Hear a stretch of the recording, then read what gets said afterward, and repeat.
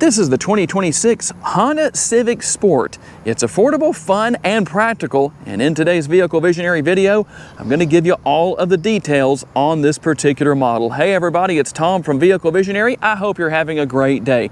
I'm at Holmes Honda in Shreveport, Louisiana today. If you want to know more about this particular model, check out the link down in the description of the video. The exterior color is Blue Lagoon Pearl, and it has a black interior. We'll find full LED lighting here on the front end. Gonna make it nice and easy to see after dark. LED headlights, LED daytime running lights. The turn signal indicators are also going to be LED. And I like the lack of gloss black here on the front end because you don't need too much of that, especially with something that's low to the ground like this Civic is. That way, when the rocks and debris and stuff like that start hitting the front end, which is going to happen, you won't see the damage as easily with the matte finish. It does have a nice sporty look to it. Now, if you're looking for an all-wheel drive sedan, this is not it. Only available in front-wheel drive. But for most people, that should not be an issue. Now, we will find gloss black with the 18-inch wheels. That works with this sport trim level.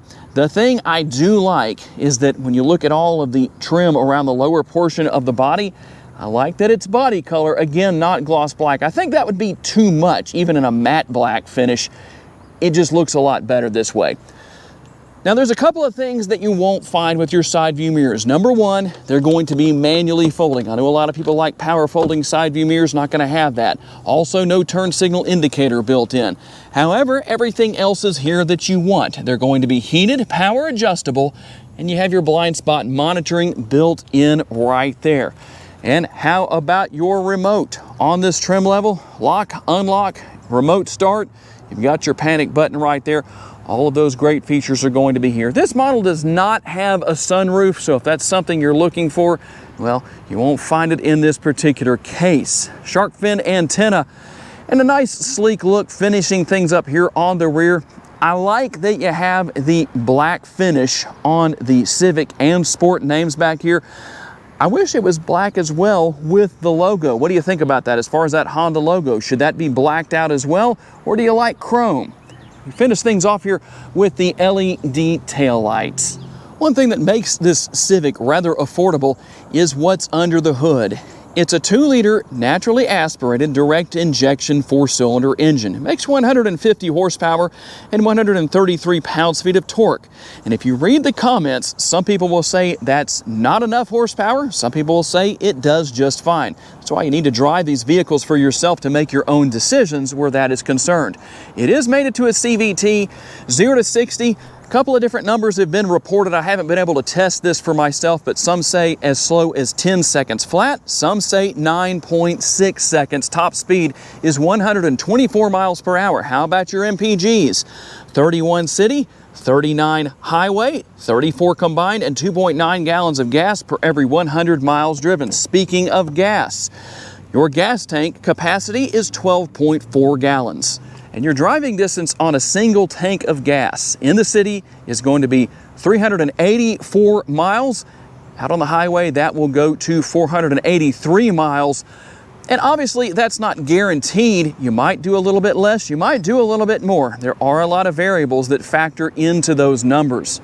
Max cargo capacity comes in at 14.8 cubic feet of cargo space. If you want to help yourself out and maximize that, you can pull on each of these releases, and that allows you to lower the seat backs. Something that also is a big bonus here compared to the hybrid version is the presence of a spare tire. The armrest is comfortable. I'm going to find a bottle holder / door bin on the door panel. Not a lot else to talk about here in the rear seat area. No air conditioning vents and no USB connectivity. In an interior of this size, I don't think the lack of air conditioning vents in the back seat area is going to be a huge deal. There is one thing to talk about back here, which is the fold-down armrest with the cup holders built in. And being that this is a compact sedan, there actually is a reasonable amount of space in the back seat area. The sticker price is $28,200. Let's see what else you get for that price. Obviously, you'll have your glove box here, a little bit of extra storage space, and the door bins and armrests are going to be larger on the front doors. Now, you will find that the driver and passenger seats are manually adjustable. The driver's seat can be raised and lowered. You cannot raise and lower the height of the passenger seat. You see that you have cloth interior, and there's varying opinions on that. Some like it, some don't. Tell me which person you are. Now, it does have a nice design to it that I would say looks rather sporty. And again, plenty of room here in the front seat area. Not much to tell you about here with the upper console for those who want to know. On the driver's side door panel, we have the controls for our side view mirrors. We can lock and unlock the doors and the windows. You have your one touch down and one touch up. Front windows, you'll have to hold that button down to lower and raise the rear windows. And you can see traction control is right here if you need to turn that on or off. And then you can adjust your tilt and telescopically adjustable steering wheel right there, paddle shifters, and our steering wheel mounted controls, everything for your adaptive cruise control, which, by the way, that's part of Honda sensing, and there's a lot more to it than just adaptive cruise control. You have collision mitigation braking, lane keeping assist, road departure mitigation, and traffic jam assist. Quite a few safety features here. Everything for your windshield wipers right there. And then over here on the left-hand side, you can just leave your lights on auto, turn them off or turn them on, whatever you wish to do with that. And you will have to manually operate your turn signal indicators, your blinkers. I know that's a lot of work for some people, but I promise you, once you get used to it, your hands won't be sore anymore after doing so. Yes, I'm being a little sarcastic, just a bit. We have our digital instrument display with the analog gauges, but also the digital speedometer there in the middle. We can scroll our way through all of the different information we may want to know about with what I'm doing on the left-hand side of the steering wheel right there, depending on what you need to know about or what you need to see. And this is the 7-inch display. Now, this is the more simplistic of what's available in the Civic, although both are very simple, but I'd say this one's a little bit more minimalistic. Not a lot going on here, but you can go in and make some changes and get some more information depending on what you need to do here. Turn the radio on and off and adjust the volume right there and adjust what you're listening to there. You can also pair your smartphone. And we have single zone climate control with our fan speed and all of the other controls here, as you can see. And you will also find some connectivity here, a couple of USB options and a 12-volt power outlet. No wireless charging pad in this particular case, but you do have the conventional style shifter. Everything right there. And then your drive modes. Let's show what those are. Now, it will default to normal. That's what you're going to see every time you turn the ignition off and turn it back on. It will go back to normal. I would like to see Honda make it to where if, say, you were in Econ, when you turn the ignition off, it would stay in Econ until you changed it.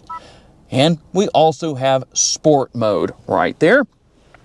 Here's where you turn the idle stop or auto stop start off, power parking brake, and brake hold right there.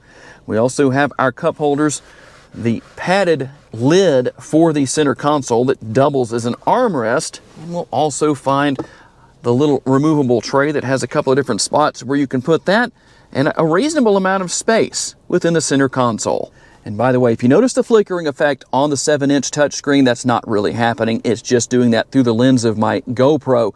A couple of more points here. Number one, you do have Apple CarPlay and Android Auto integration, and you have your multi-view rear view camera. 3 different views, nice bright trajectory lines, and you can see the 3 different views that it offers. Okay, here we go on the test drive. We'll drive over the railroad tracks. A little bit of noise, not too bad of an experience as far as the ride quality goes. I'll rate the ride quality as good. It's not necessarily great, but it's not bad. That's one of the things I like to stress about watching these videos, is you need to drive the vehicles for yourself so you can make your own decisions on what you think is acceptable and what isn't. Now, the one thing I would like some feedback on, as far as what those of you with some experience have, I only get a few minutes in the cars. So for those of you that might own a Civic just like this, a 2025 or 2026 model, maybe a couple of years older, how comfortable is it long term? That's something that I can't necessarily say. The seats themselves seem to be comfortable based on what I'm experiencing here driving on the road short term, but I'm not sure how that works long term, so some of you can fill in the gaps on that. I do like that you can adjust the seat and the steering wheel to where just about everybody should be able to fit just fine without any trouble. Now, one thing that I know a lot of people are going to say is that the Civic is underpowered with the 2-liter naturally aspirated 4-cylinder. However, some people are going to say the opposite. But one thing that is definitely true of this Civic is that it has great handling. It feels very stuck to the road, we'll say. It feels like it's almost being sucked to the road. And while you do get a little bit of road noise, that's another one of those things where you need to drive the car for yourself to see what is acceptable and what isn't. My microphone tends to amplify things a little bit and make it sound worse than it really is. For me, I'd say the fact that I don't have the radio on, I have the fan speed on low, so it definitely gives me more road noise than I might experience otherwise. So that's one of those things, again, you need to drive the car for yourself, see what you think about it.